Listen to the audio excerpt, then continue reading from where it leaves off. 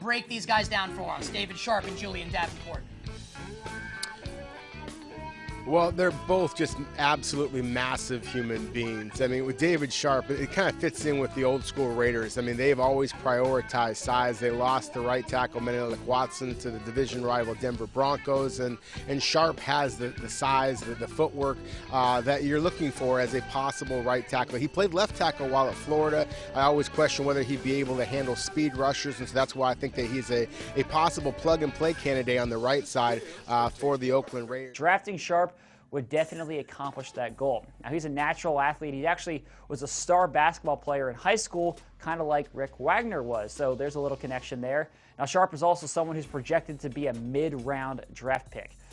SEC Championship Week here in Gainesville, Florida, well underway. What's going on, Gator fans? Mitch Gerber alongside offensive lineman David Sharpe. And David, I want to start right there. In Atlanta, you guys are now going to be in the SEC Championship.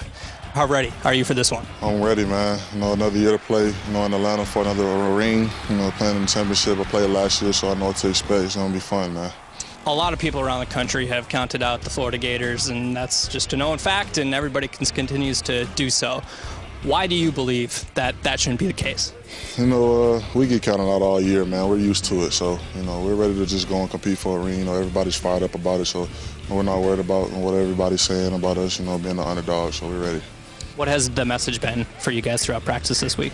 Just come with energy, come ready, come positive, come fired up and ready to play, and compete for a ring. It's a once in a lifetime opportunity. We're one of 8 teams playing, for a championship. So.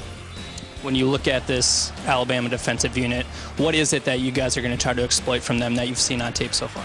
We're just going to play hard like them. They play hard, we're going to come and play hard. We're going to play fast, man. We can match up with their guys, we think. And, we're just going to play physical and tough up front and play and compete for a ring. The preparations going into this week, I can't imagine they're too much different, but a little more focused this week and going into this one? Oh, yeah, man. Everybody's a little more focused. The coaches are a little more strict. Everyone's, uptight about it. We're having fun with it, but, it's definitely a strong focus. Having fun with this game, what does this one mean to you? A lot, man. It's been a dream, a lifelong dream, to play for a ring, and to actually get one would be, a dream come true. So.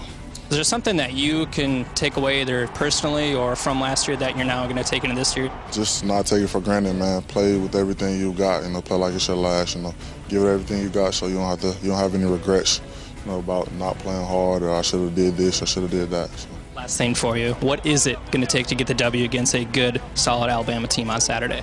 Positive, energized, almost perfect Gator team, and everybody comes ready and everybody plays and does their job and come out with the win.